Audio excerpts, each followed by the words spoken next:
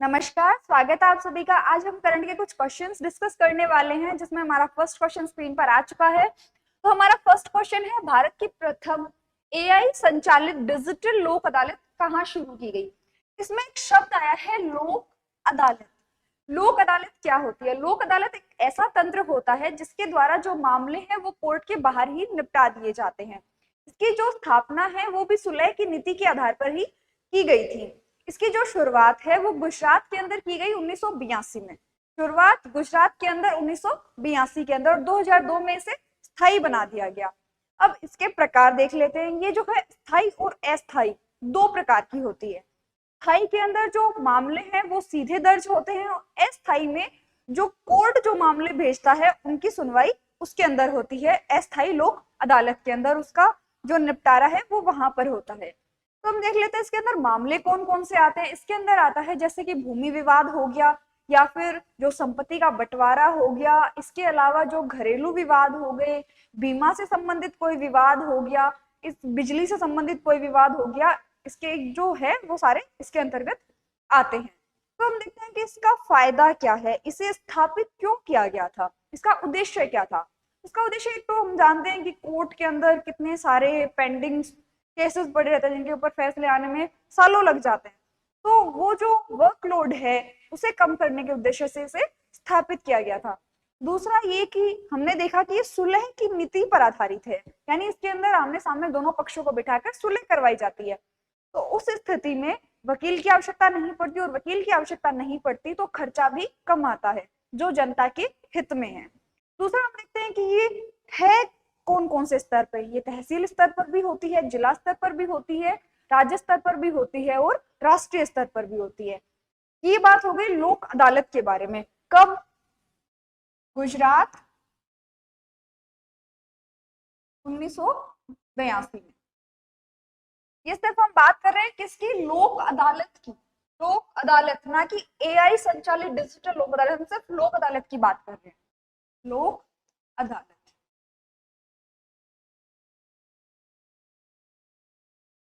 लोक अदालत। अब हम बात कर लेते हैं आर्टिफिशियल इंटेलिजेंस बेस्ड जो लोक अदालत है उनकी।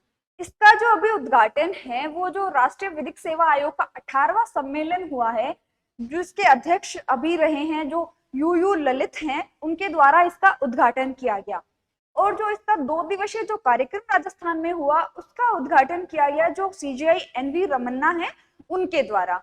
अब हम देख लेते हैं कि इसको डेवलप किसने किया। जो जोपेटाइस जस्टिस टेक्नोलॉजी प्राइवेट लिमिटेड है, जोपेटाइस जस्टिस टेक्नोलॉजी प्राइवेट लिमिटेड जो कंपनी है, जो राजस्थान राज्य विधिक सेवा आयोग की टेक्नोलॉजी पार्टनर है। कंपनी का नाम क्या है? जोपेटाइस, जोपेटाइस जस्टिस,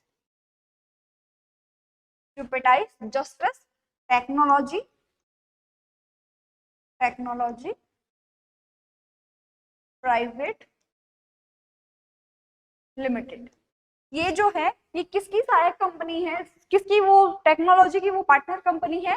जो राजस्थान राज्य विधिक सेवा आयोग है उसकी ये सहायक कंपनी है, उसके टेक्नोलॉजी पार्टनर है। तो जो हमारा राजस्थान राज्य विधिक सेवा आयोग है उसकी स्थापना कब की गई? उसकी स्थापना 1998 में की गई।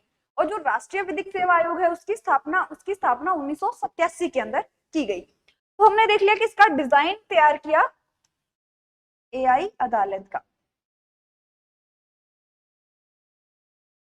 एआई लोक अदालत, लोक अदालत का डिजाइन तैयार किया जोपेटाइस जस्टिस टेक्नोलॉजी प्राइवेट लिमिटेड ने। तो हम देखते हैं कि इसकी आवश्यकता क्यों पड़ी, इसका उद्देश्य क्या है, इसे शुरू क्यों किया गया है। तो जैसे कि हम देखते हैं कि कोर्ट्स में इतने सारे मामले पेंडिंग हैं, और अभी जैसे कि हमारा देश महामारी के दौर से गुजरा है, तो उस समय में क्या हुआ था, अदालतें अस्थायी रूप से बंद कर दी गई थी। तो उस स्थिति में क्या हुआ कि जो पेंडिंग जो केसेस हैं उनकी संख्या बहुत अधिक बढ़ गई। और जो नीति आयोग ने एक रिपोर्ट दी उसमें बताया गया कि जो मामले हैं अभी पेंडिंग पड़े हैं उनको अगर निपटाने लगे तो उसके लिए 324 साल का समय लग जाएगा। 324 वर्ष, 324 वर्ष का समय लग जाएगा अभी जो जैसे कि बिहार में एक केस आया, भूमि विवाद का एक केस था जो 108 साल पुराना था, उसका फैसला अब जाके आया है। तो ये जो फैसले आने में इतना समय लगता है, उसके लिए नीति आयोग ने कहा कि बहुत सारे ऐसे केसेस हैं जो कोर्ट तक पहुंचने चाहिए, लेकिन इसमें जो देरी होती है, जो वर्कलोड अधिक हो रहा है, उस वजह से बहुत सारे केस है जो कोर्ट तक पहुंच ही नहीं पाते हैं। तो इसका आंसर हम देख लेते हैं कि जो एआई संचालित डिजिटल लोक अदालत है, उसकी जो शुरुआत है वो राजस्थान के अंदर की गई है।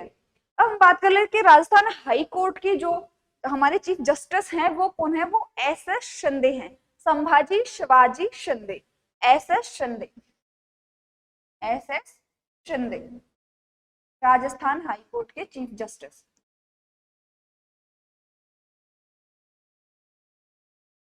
कोर्ट के चीफ जस्टिस कौन है, एस शिंदे। तो नेक्स्ट हम बात कर लेते हैं, हमारा नेक्स्ट क्वेश्चन है राजस्थान के किस कार्यक्रम के अंतर्गत कक्षा 8 से 12वीं तक की छात्राओं को अध्ययन हेतु टैबलेट दिए जा रहे हैं। इसके अंदर पूछा गया है कि मिशन कौन सा है, मिशन बेटी पढ़ाओ, मिशन सक्षम बिटिया, मिशन बुनियाद या फिर मिशन शिक्षित बिटिया। इसके अंदर हमें पूछा गया, सबसे पहले हम देख लेते हैं कि योजना है क्या। इस योजना के अंतर्गत इसका उद्देश्य क्या है। इसका उद्देश्य है कि जो डिजिटल शिक्षा है, डिजिटल शिक्षा को प्रोत्साहन और बालिका शिक्षा को सुदृढ़ बनाने के उद्देश्य से इसे शुरू किया गया है।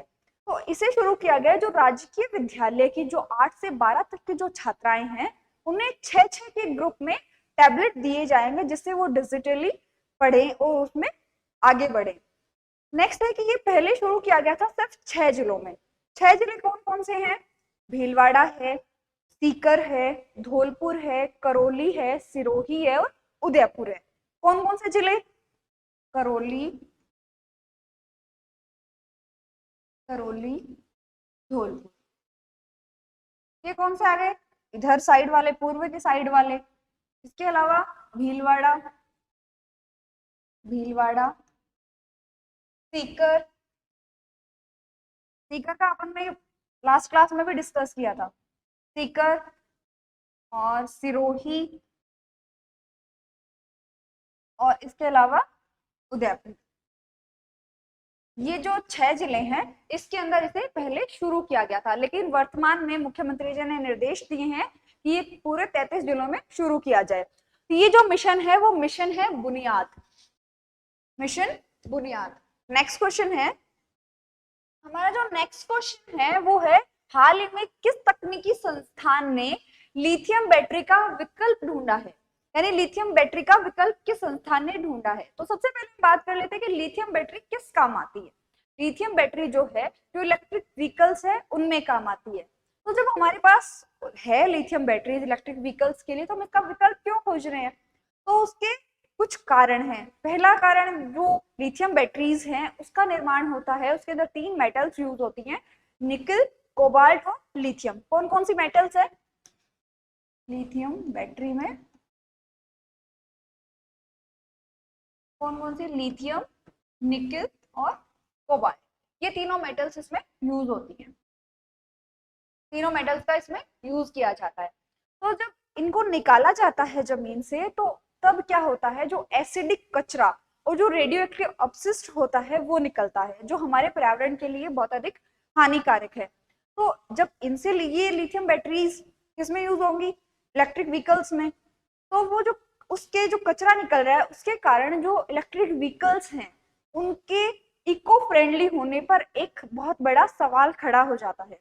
तो फर्स्ट कारण ये हमारे पर्यावरण के लिए हार्मफुल होती है।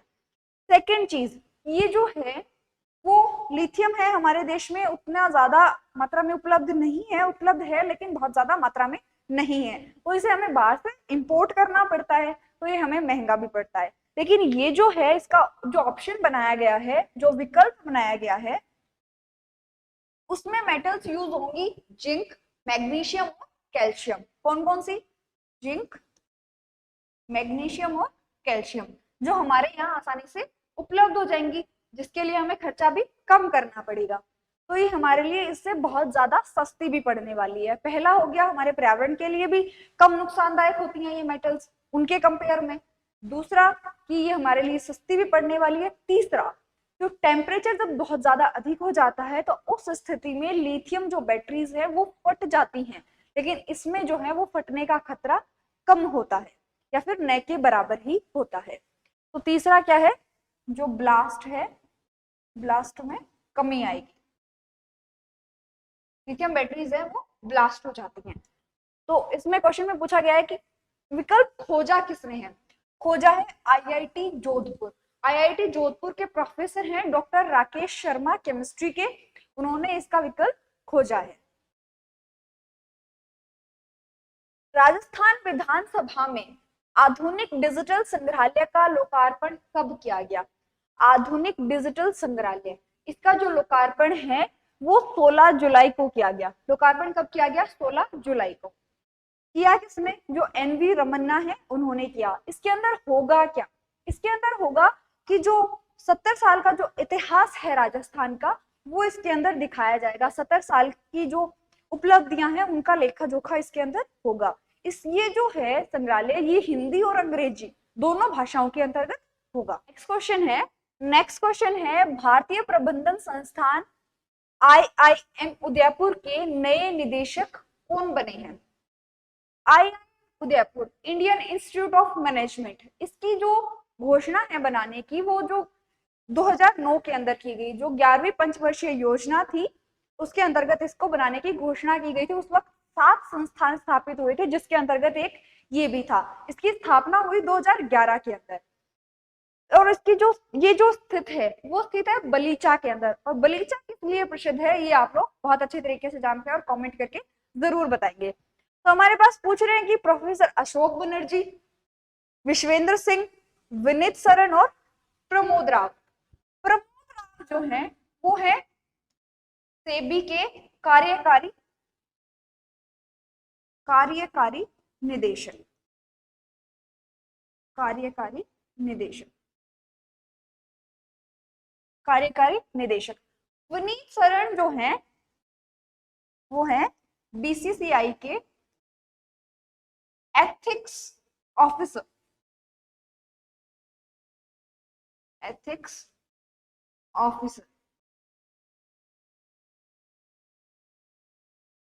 विश्वेंद्र सिंह है पर्यटन मंत्री। क्या है, पर्यटन मंत्री।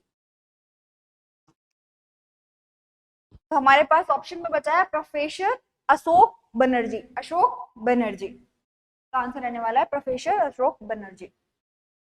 नेक्स्ट है हमारे पास क्वेश्चन, पर्यटन की दृष्टि से विश्व की टॉप 10 बेस्ट शहरों की सूची में राजस्थान के कौन कौन से शहर शामिल है। फर्स्ट ऑप्शन है जयपुर, सेकंड उदयपुर, थर्ड दोनों और डी दोनों में से कोई भी नहीं।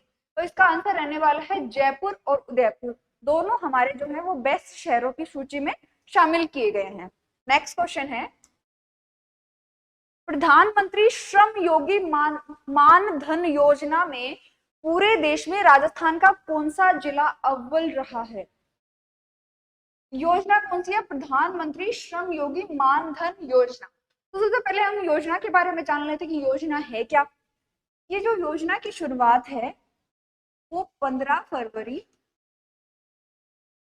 2019 के अंदर की गई, 2019 में की गई।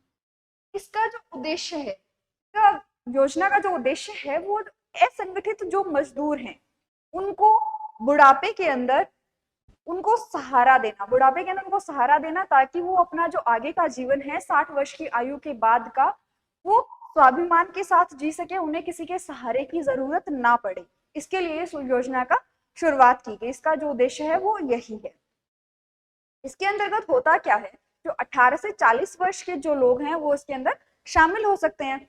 इसमें होगा क्या कि 18 से 40 वर्ष के लोग एक प्रीमियम राशि जमा कराएंगे, जिस जो है 18 से 40 वर्ष तक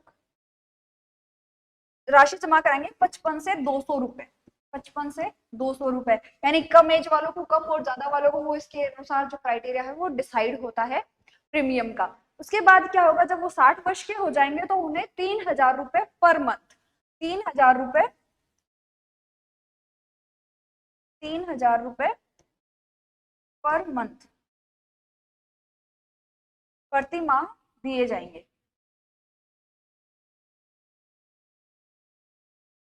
प्रति माह दिए जाएंगे किसके द्वारा? गवर्नमेंट के द्वारा। इसके लिए और भी शर्तें हैं कि जैसे वो जो असंगठित मजदूर हैं वो असंगठित मजदूर होना चाहिए। असंगठित मजदूर से क्या तात्पर्य है? जैसे कि ईंटों के भट्टों पे काम करने वाले लोग, रिक्शा चलाने वाले लोग, या फिर जिसके पास खुद की खेती नहीं है, जो बाहर जाके खेती कर रहा है किसी और के खेत पे, वो भी इसी के अंदर काउंट होते हैं। तो कौन से मजदूर इसमें? असंगठित वर्ग के मजदूर, असंगठित असंगठित वर्ग के मजदूर इसमें शामिल है। नेक्स्ट, इसके अंदर जो है असंगठित जो मजदूर हैं उनकी एज की लिमिट, सॉरी, उनकी जो पर मंथ की जो सैलरी की लिमिट है वो क्या होनी चाहिए? वो होनी चाहिए 15,000 रुपए पर मंथ। यानी कि असंगठित मजदूर की जो सैलरी है वो 15,000 रुपए पर मंथ से ज्यादा नहीं होनी चाहिए। पर 15,000 रुपए पर मंथ से ज्यादा नहीं होनी चाहिए। तो इसमें पूछा गया है कि अव्वल कौन सा जिला रहा है? वो रहा है बांसवाड़ा। नेक्स्ट क्वेश्चन है, हाल ही में किस राज्य को हाउसिंग कैटेगरी में star of governance gold award दिया गया है? Star of governance gold award Himachal Pradesh, Rajasthan, Arunachal Pradesh, Punjab. ये दिया गया है हमारे राजस्थान को। नेक्स्ट क्वेश्चन है, हाल ही में उत्तर पश्चिम रेलवे ने किस मंडल ने पार्सल मैनेजमेंट सिस्टम को पूर्ण रूप से लागू किया? पार्सल मैनेजमेंट सिस्टम होता क्या है? जैसे हम लगेज भिजवाते हैं ना ट्रेन के थ्रू, वो इसके अंदर आता है। तो शुरू किसने किया है? बीकानेर ने किया है।